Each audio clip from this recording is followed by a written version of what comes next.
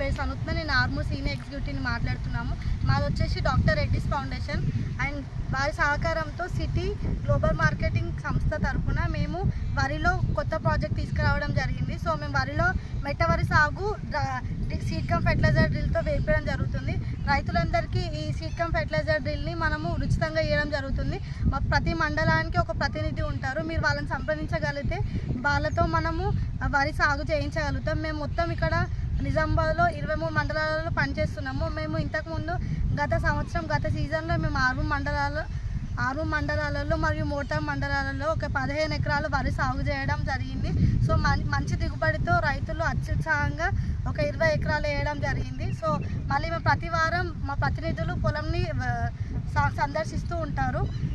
మరియు మేము ఇక్కడ మిర్యాలగూడ, సోమాజిగూడ, నల్గొండ, మహబూబ్నగర్లో కూడా ఆల్రెడీ డాక్టర్ రెడ్డిస్ ఫౌండేషన్ వారు కొన్ని వేల ఎకరాలలో మెట్ట వరి సాగు చేసి మంచి ఫలితాలు సాధించిన తర్వాతే మేము ఇక్కడ చేయడం జరిగింది. సో ఈ సంవత్సరం చక్రంపల్లిలో మన రైతు సంతోష్ రెడ్డి గారి పొలంలో మనం 3.5 ఎకరాలలో మెట్ట వరి సాగు సీడ్ కమ్ ఫెర్టిలైజర్ డ్రిల్తో వేయడం జరిగింది. మనం ఈ మెట్ట వరి సాగులో వరి సాగు చేయడం వల్ల మనకు కలిగే లాభాలు ఏంటంటే, మనము ఈ పొడి భూమిలో పొడి విత్తనాలతో వరి సాగు చేస్తాం. సో దానివల్ల మనము రోటావేటర్ కొట్టుకోవడం వల్ల మనకి దమ్ము చేయాల్సిన అవసరం ఉండదు. మళ్ళీ మనము ఇక్కడ జనరల్గా కూలీల ఖర్చులు ఎకరానికి 4 నుంచి 5 వేలు తీసుకుంటారు. సో మనం రైతులకి మిషన్ ఫ్రీగా అందిస్తుండడం వల్ల మనము రైతులకి నాట్ల ఖర్చు అనేది తగ్గించడం జరుగుతుంది. అలాగే ఎకరానికి 10,000 వరకు మనకు సుమారు ఖర్చు అనేది తగ్గుతుంది. సో ఇట్లా వరి సాగు చేయడం వల్ల మనము గడ్డి మందు ఏమేమి కొట్టాలి వాటి సూచనలు కూడా మనం ఇస్తాము. మనం 48 గంటలలోపు మనం గడ్డి మందు కొట్టమని సిఫారసు చేస్తాము.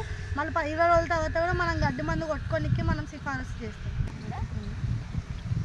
సో దీని ద్వారా మనం నీళ్ళు అనేది తక్కువ ఆదా చేయొచ్చు. సో మన జనరల్ వరి నాట్లేసిన పొలాల నుంచి మనము ఒక మీథేన్ వాయువు అనేది వెలువడడం వల్ల మన వాతావరణం అనేది ఖరాబ్ అవుతుంది.